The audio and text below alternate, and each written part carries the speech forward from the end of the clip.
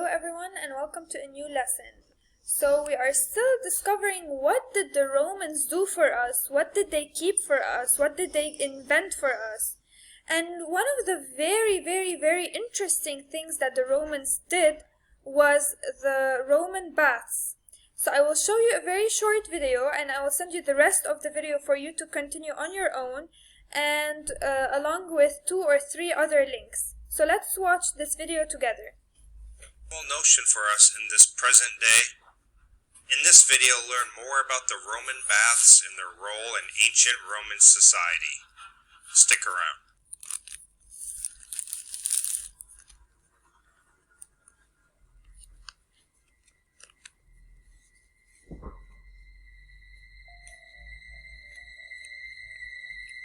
Baths for bathing and relaxing were a common feature of Roman cities throughout the empire.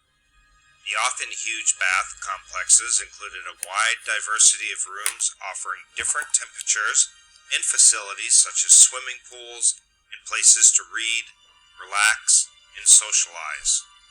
Roman baths, with their need for large open spaces, were also important drivers in the evolution of architecture, offering the first dome structures in classical architecture, a mainstay of Roman culture.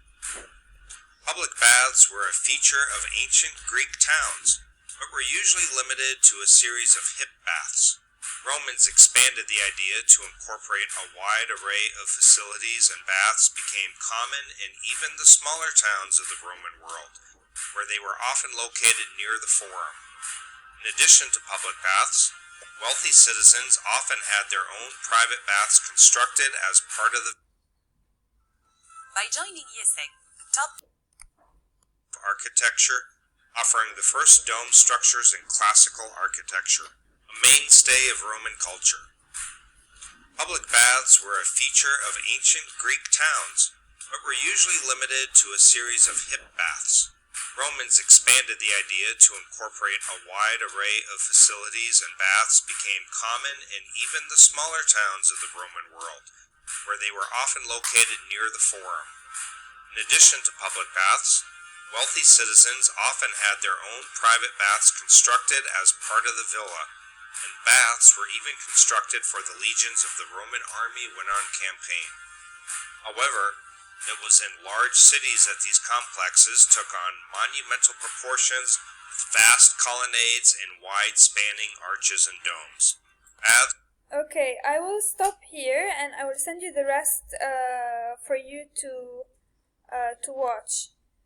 This is just very short cartoon-like creation of the Roman baths.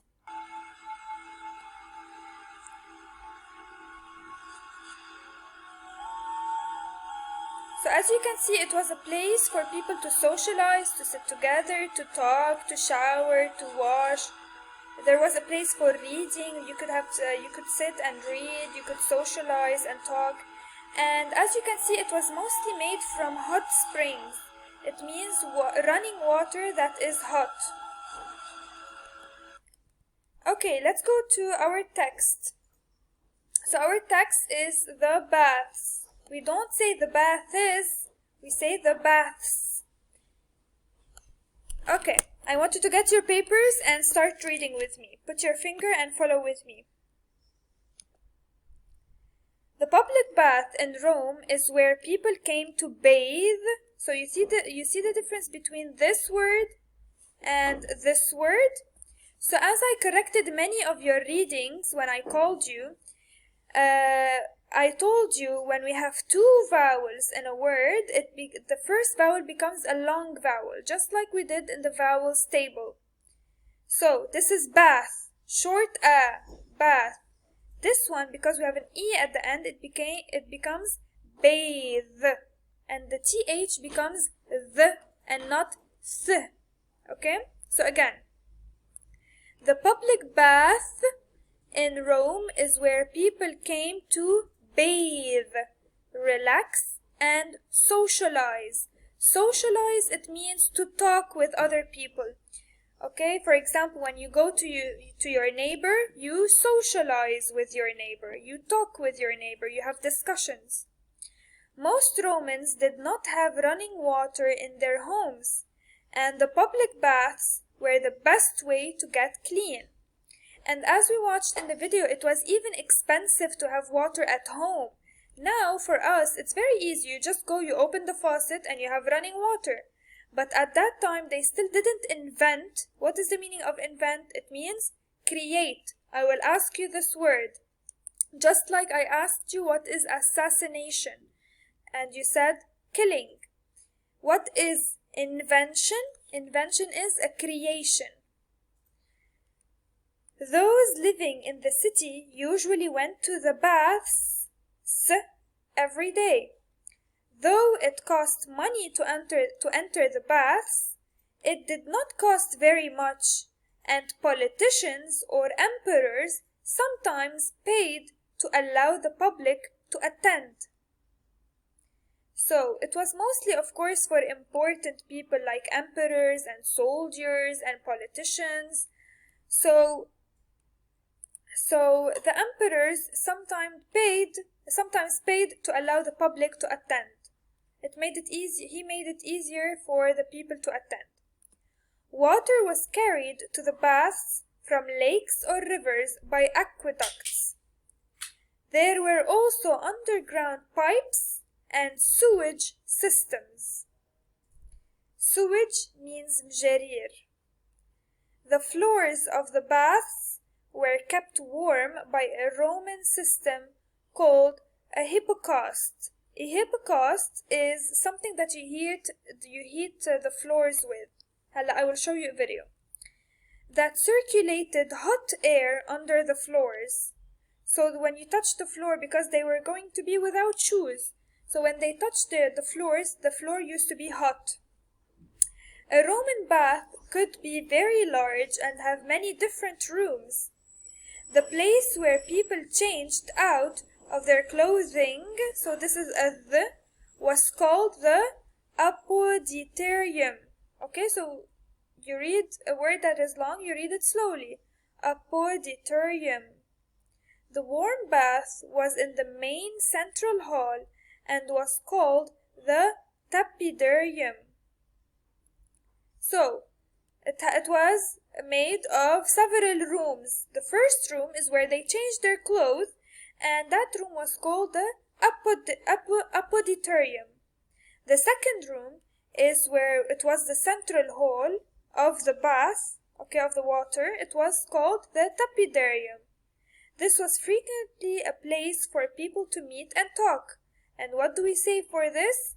To meet and talk with someone, we say they are socializing. The Caldarium had a hot and steamy room with a very hot bath. Steamy يعني بخار. It was very steamy because of the very hot water. So this is another room.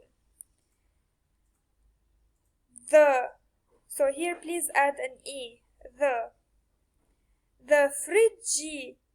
Frigidarium had a cold bath where people could relax and cool down at the end of a hot day. So after they finished all these rooms, they go to this room and they used to cool and relax there. So there was cold water. The baths also had a gymnasium where people could lift weights. What is a gymnasium? Nowadays we call it gym, very short for gymnasium. So just imagine how many years ago people used to care for their body and they used to lift weights. Weights يعني تقل. Throw, discuss, or play various ball games. This was called the palastra.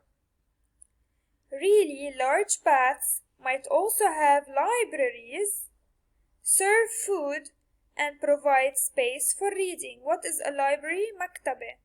So a library, they used to also have a cafeteria since they served food, and a place for reading. Some wealthy people had private baths inside their homes. So if you had money, wealthy means rich. So by the way, all the difficult words that I'm telling you, I want you to underline them and to write with very small handwriting the meaning. So whenever you are reading and reviewing, it will be easier for you to understand. So even wealthy people had private baths inside their homes. So they didn't have to go and use it with the public people. Like we do today, they had to pay for the water that they used. However, as the baths were as much about a social life as they were about getting clean, even those with private baths often visited the public baths. So they used to use this for cleaning themselves, for showering, and also to socialize. And here you have the social life used as an adjective. Okay, and very well, you know now that you have also the questions. So please answer these very, very simple questions for tomorrow. Deadline tomorrow. Anyone who give me after the deadline, I will not accept them anymore.